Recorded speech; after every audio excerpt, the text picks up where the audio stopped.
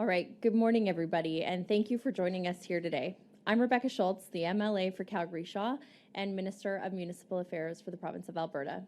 I do want to start by respectfully acknowledging the vast ancestral lands, territories, and boundaries of the Siksika Blackfoot Confederacy. We also acknowledge the Tsuut'ina Daneta First Nations, the Stoney Nakoda Sioux First Nations, Chiniki Bearspaw, and Wesley First Nations. The city of Mohkinstsis, Calgary, is also home to Métis Nation of Alberta Region 3, which is now Treaty 7 of Southern Alberta. Today, many Indigenous and non-Indigenous nations call this area home on these traditional lands. I have the pleasure of serving as MC for this very important update on the Modernizing Alberta's Primary Health Care System initiative. Thank you so much to the South Calgary Primary Care Network in my beautiful constituency of Calgary Shaw for hosting us here today and for all you do to care for our Calgary friends, families, and neighbors. Joining us today is my colleague, Minister of Health, Jason Copping, Tyler White, CEO of Siksika Health Services and Chair of the MAPS Indigenous Panel, Dr. Janet Reynolds, Co-Chair of the Strategic Advisory Panel, and Dr. Rakesh Patel, the South Calgary Primary Care Network Board Chair and a physician here in Calgary. Every single person in this room is dedicated to finding ways to make our primary healthcare system work better for the people of our province. As an Albertan, a daughter of aging parents, I know how vital our healthcare system is. I appreciate the hard work being done on so many different fronts to find ways to identify and address concerns so people can get the help they need when and where it's needed. This is to any Albertan who finds themselves needing to visit a family doctor. As someone who represents many young families in a growing and diverse community, but also as a mother of two, I know firsthand the role primary care plays in raising healthy kids and families. From regular checkups to childhood vaccinations to colds and flu and even early childhood development, young families rely on primary care providers to help children grow to reach their full potential, the dream every parent has for their kids. That's why I was so honored to join you here today as my colleague shares how we can better make that happen. And on that note, I'd like to introduce our first speaker this morning, Minister Jason Copping.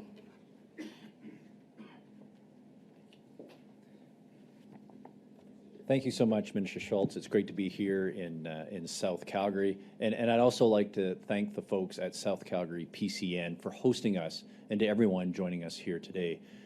I am pleased to be here to announce that Budget 2023, if passed, would make an historic investment in Alberta's primary care system. As you know, the government has a vision for the future of our healthcare system. That vision is for every Albertan to have access to the medical care they need where and when they need it. And to help make that vision a reality, the focus of our healthcare system needs a shift. If we can spend more time and money on primary care and preventative medicine, our healthcare system can become less dependent on emergency rooms and ever-increasing hospital capacity. That's why we launched the Modernizing Alberta's Primary Health Care System, or MAPS initiative for short, about 5 months ago.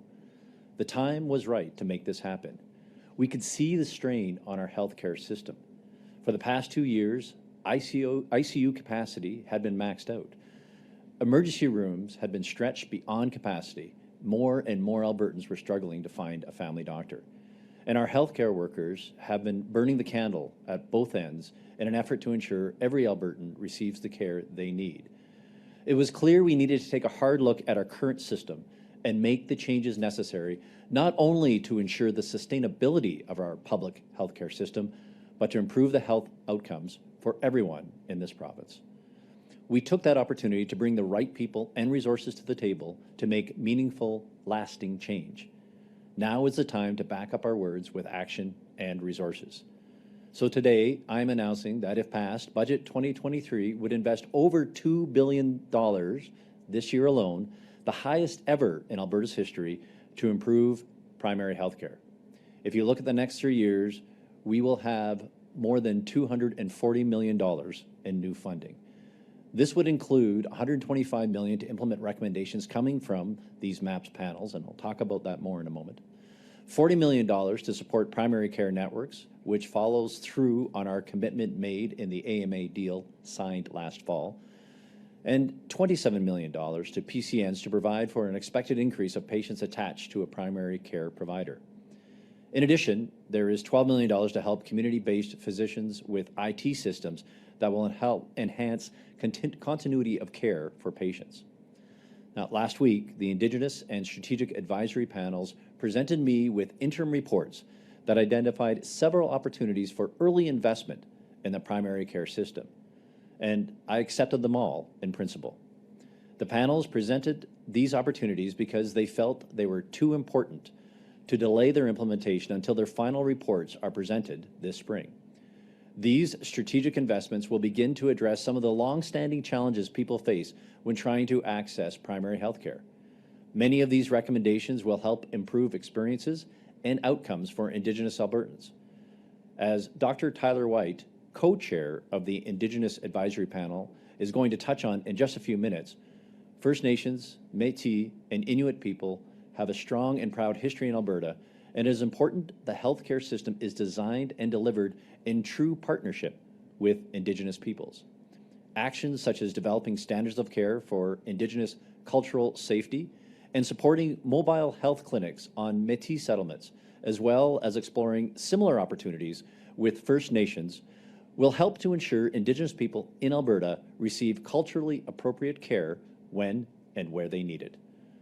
Similarly, the Strategic Advisory Panel identified several early investment opportunities, such as expanding supports for vulnerable and underserved Albertans, as well as enhancing virtual care program so that more Albertans can have access to primary care faster and more easily if they don't already have a family doctor or other care provider.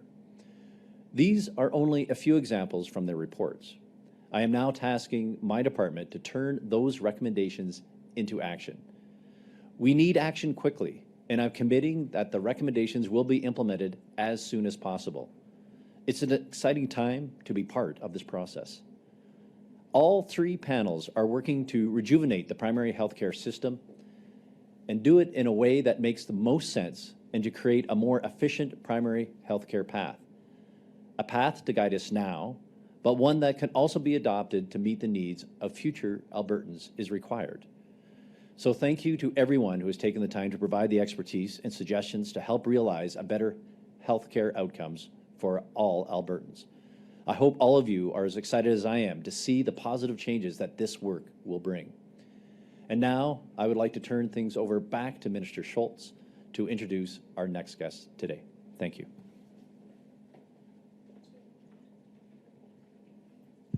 Thank you very much, Minister Copping. I will now invite Dr. Janet Reynolds, co-chair of the MAPS Strategic Advisory Panel, to the podium. Good morning, everyone, and thank you, Ministers Copping and Schultz. On behalf of the MAPS Strategic Advisory Panel, co-chaired by myself and Dr. Brad Baylor, I'm pleased to attend today's announcement of investments for Alberta's primary healthcare system. Today's announcement represents a significant investment in Alberta, in the healthcare that Alberta needs, and is an important step in reorienting our health system around primary healthcare. Efforts to improve access to primary healthcare for all Albertans will improve health outcomes for all Albertans. To this end, I'm pleased to share some key themes from our early investment opportunity recommendations to the Minister. First, we want Albertans as partners, and we start with a recommendation to pilot a platform for public feedback on healthcare experiences for patients and caregivers. The next theme is to expand existing integrated health, community, and social service models that provide comprehensive care, including outreach to people who face barriers to accessing health services for reasons such as poverty, homelessness, social isolation, and ethnicity. We recognize that primary healthcare providers have been struggling.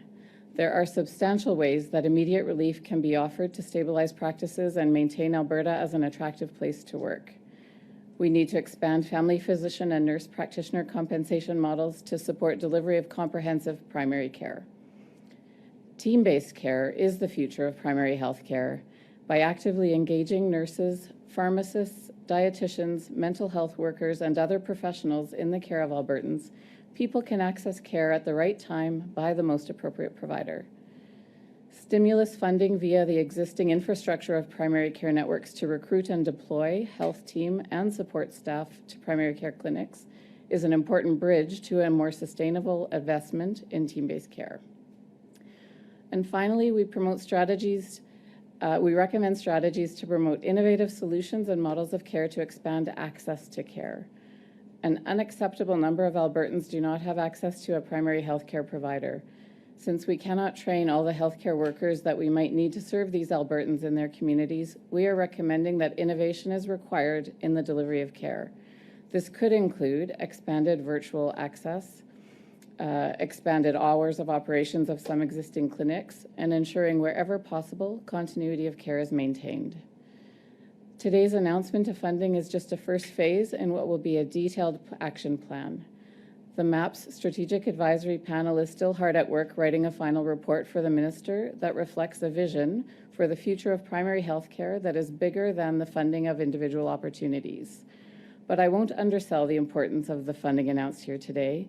It will partially fill critical unmet needs within today's system while we work to scope a transformative vision for a primary healthcare system that serves the needs of all Albertans. In closing, I want to acknowledge the hard work and dedication of the members of all three of the MAPS advisory panels, the inputs and submissions from partners and stakeholders across the primary health sector, and the staff that have supported this work along the way. The collaborative efforts of such a diverse group are truly inspirational, and from a personal standpoint, I'm honored to be involved in such an important initiative. Thank you so much for attending and sharing our passion for advancing primary health care in Alberta. Back to you, Minister Schultz. Thank you so much, Dr. Reynolds. I will now ask Dr. Tyler White, CEO of Siksika Health Services and co-chair of the MAPS Indigenous Advisory Panel, to share a few words. Thank you, Minister Schultz. Thank you, Minister Copping. And Idamexkino Notini. My name is Tyler White. I'm the CEO of Siksika Health Services and co-chair of the Indigenous Advisory Panel.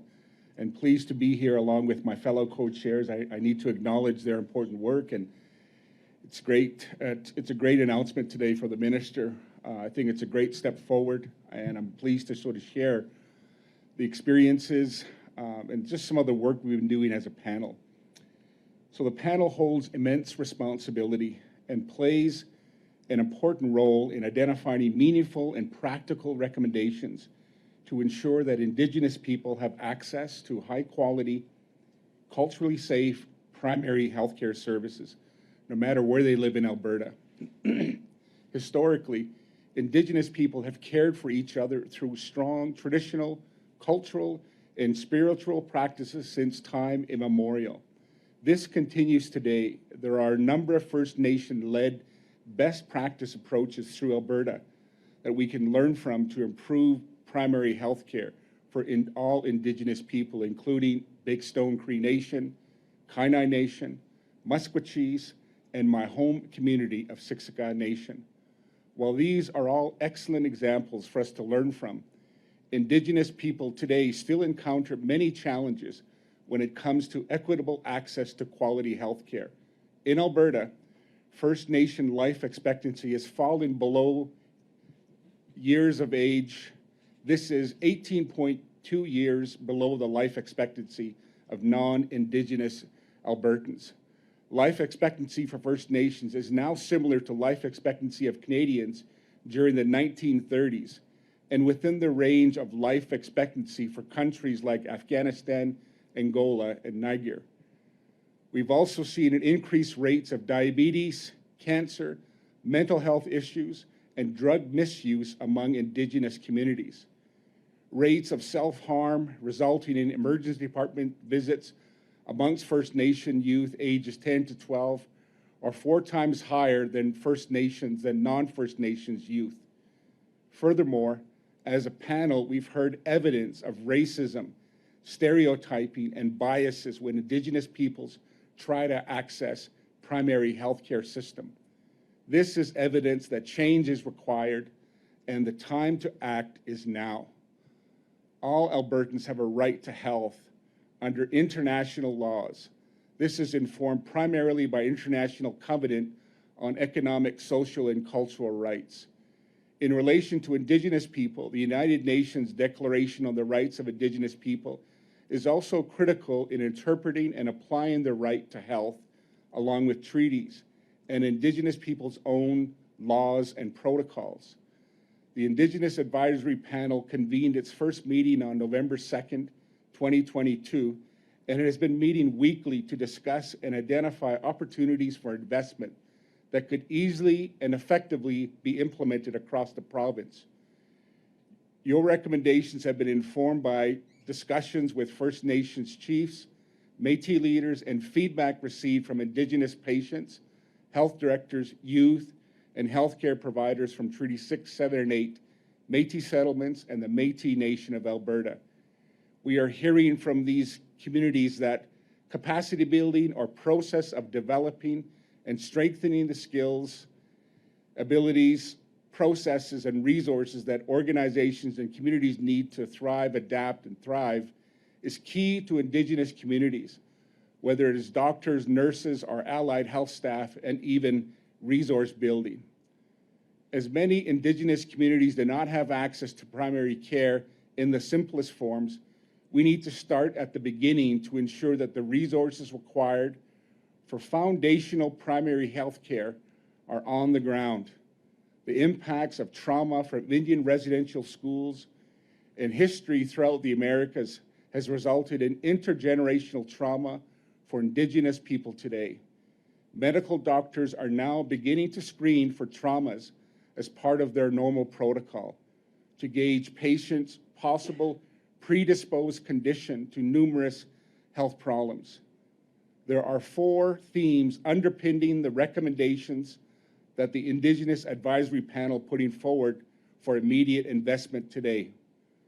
We must move forward to improve health equity for First Nations Inuit people in Alberta in a way that honors and respects Indigenous expertise, knowledge, and traditional healing, and the distinct First Nations, Métis, and Inuit people. Racism against Indigenous people in the Alberta healthcare system is not acceptable and must be addressed immediately. We must build a system that includes culturally safe care and a strong and Indigenous workforce. Primary healthcare services must be designed and delivered by First Nations, Métis, and Inuit people in our communities and close to home. There is need to create space for system innovation and support core community capacity to design and deliver culturally safe primary health care services for Indigenous people. On behalf of the panel, I'm pleased to announce our 5 immediate recommendations for investment. First, to help prevent and address racism against First Nations, Métis, and Inuit people in Alberta, the panel has identified the establishment of an Indigenous patient complaints investigator and elders roster as an impartial body to investigate complaints of racism during accessing the delivery of healthcare. Second, the panel has identified the need for an Indigenous primary healthcare innovation fund to address the immediate challenges facing Indigenous communities and communities to access funding to support the identification and implementation of innovative solutions to deliver comprehensive primary health care closer to home. Third, the panel calls for the appointment of a ministerial panel on Indigenous cultural safety standards of care to identify and develop standards, key performance indicators, and measures to measure and achieve culturally safe primary health care delivery system. Fourth, the panel recommends the creation of an Indigenous patient navigator program that will provide financial support to First Nations, Métis partners, and other Indigenous organizations to recruit and retain qualified Indigenous patient navigators to assist patients to overcome barriers to accessing primary health care services across multiple service providers. In concert with this recommendation, the panel is recommending funding and capacity to support for the mobile health clinic for Métis settlements demonstration project partnership and the exploration of opportunities for similar mobile health unit projects with First Nations in Alberta. 5, and finally, the panel is calling for funding for First Nations and Métis settlements to develop capacity to enhance the availability of Indigenous health data for their communities, and doing so in a way that respects First Nations sovereignty and governance over health system information that is specific to their needs. Collectively, the Indigenous Advisory Panel believes these early opportunities for investment are a crucial first step in improving access to quality and continuity of care for First Nations, Métis, and Inuit people across Alberta. Beyond this, we know that there is more work to be done. There are jurisdictional issues. Indigenous healthcare falls under both federal, provincial, territorial jurisdictionals, the lines between which can be firm. Indigenous communities agree to provide autonomy to do their work as a most effective way to meaningfully address the aforementioned obstacles. The ongoing inclusion of Indigenous voices in the design and development of Alberta healthcare solutions for all Albertans is required. The panel is confident that the implementation of these first 5 recommendations as part of the modernization of Alberta primary healthcare system will bring meaningful changes to health of Indigenous people. And as the CEO of Siksika Health Services and a Siksika Nation member myself, I know the right solutions come from within the community. As one of my panel members shared with me this past weekend, we will not accept second place at this table. Thank you, and we look forward to sharing our final report recommendations with you in the months ahead. Thank you. Thank you very much, Dr. White. I would now like to ask our last speaker for today, Dr. Rakesh Patel, South Calgary PCN Board Chair and Family Physician at the Silverado Medical Clinic, to say a few words.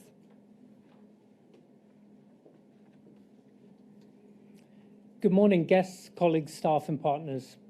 Welcome. I'm delighted to be able to welcome you here today to the South Calgary Primary Care Network home base. PCNs, which are really a unique to Alberta phenomenon, were set up originally as small partnerships of engaged physicians who wanted to make the care and lives of their patients better. One of the first PCNs in Calgary was formed here in the South almost 2 decades ago, where about 60 local doctors working in separate clinics decided that by working together, they could better serve the needs of their patients.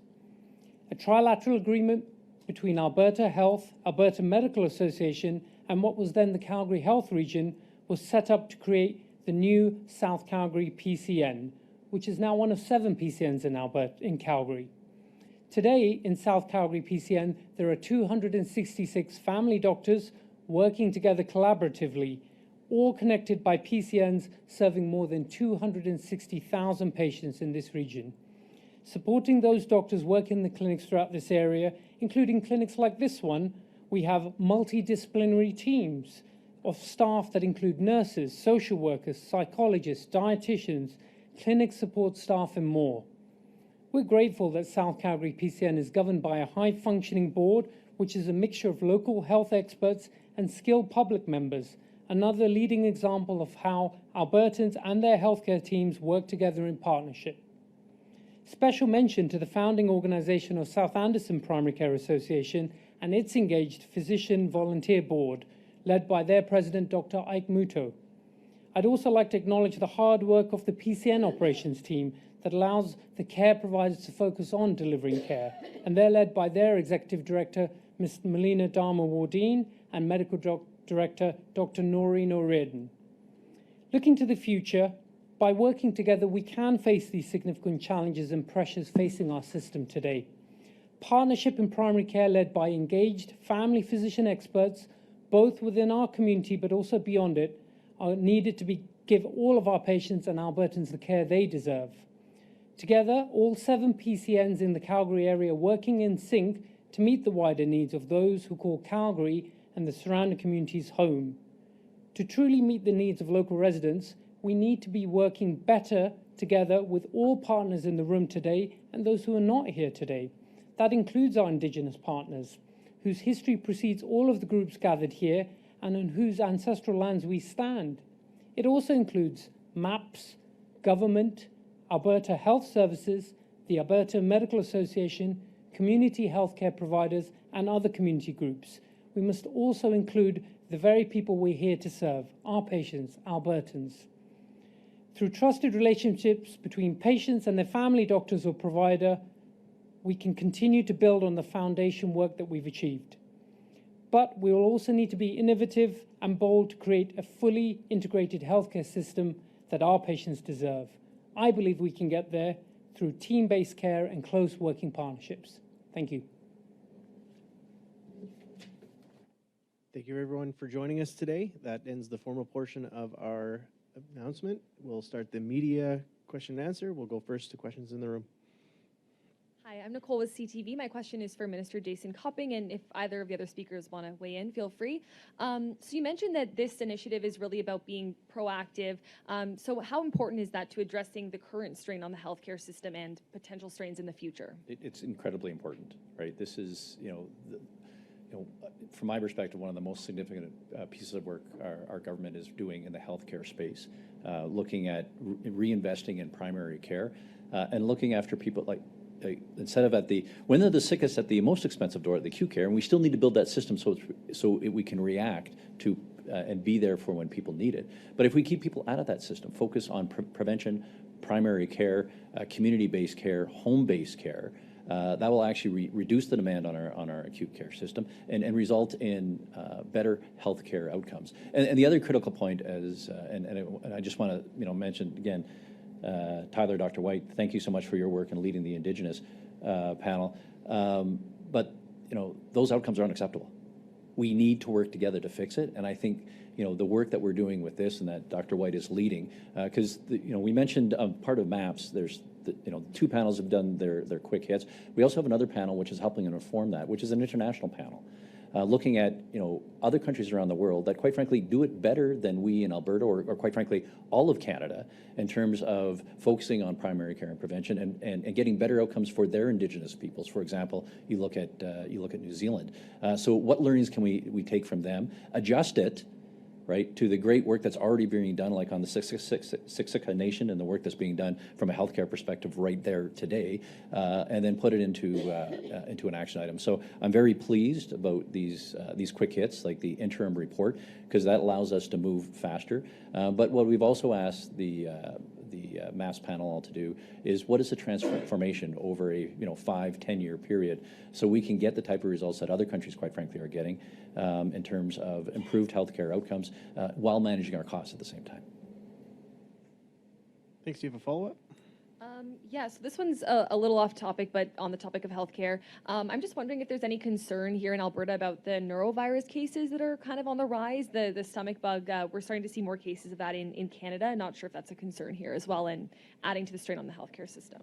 Yeah, so we're always watching what's out there. It hasn't been raised to my level yet in terms of the concern specifically in Alberta. But what we do need to do, and we know this, is we need to build capacity in our system as a whole, and we are actually doing that right now.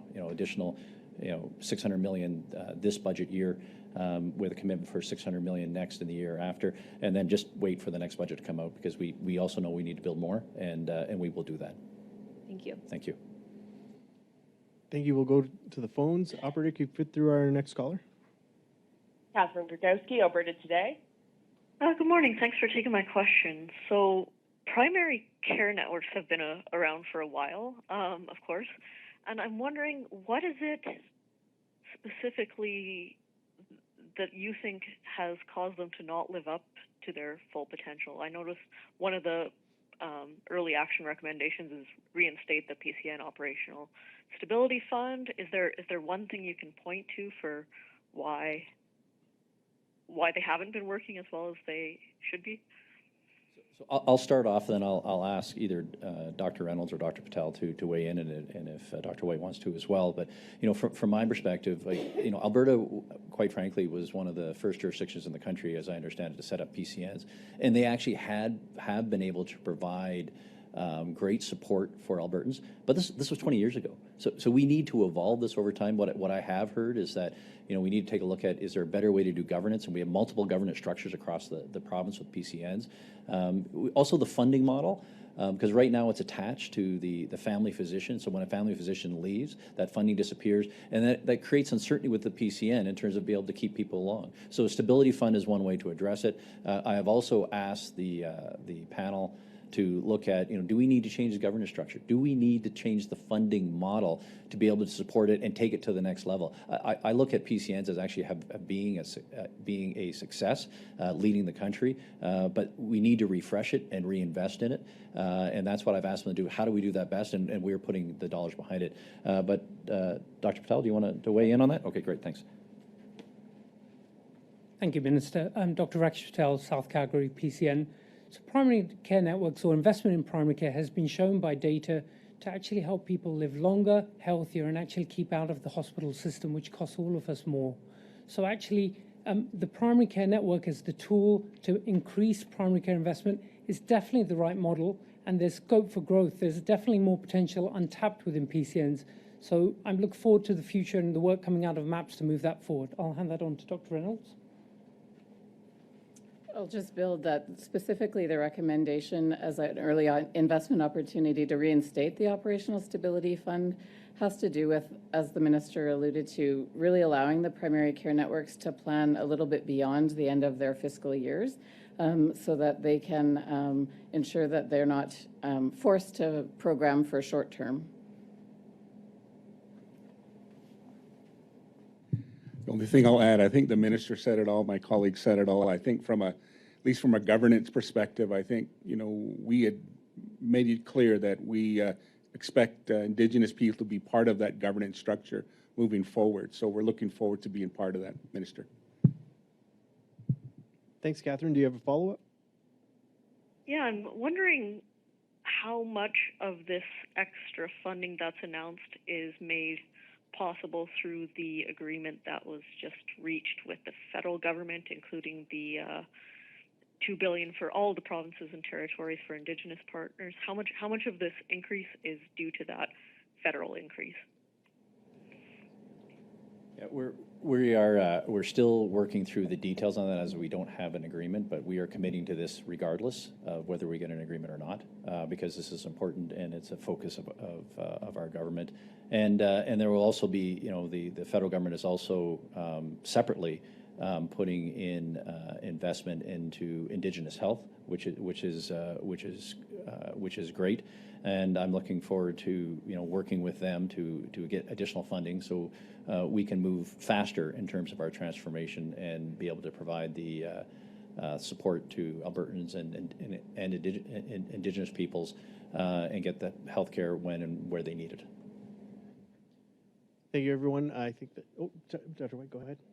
Just want to add to the minister's comments around this. So we recently met with Minister Hadou regarding this, and we had an opportunity to sit down and provide, you know, some guidance and some suggestions, and also share the work that we're doing within the province.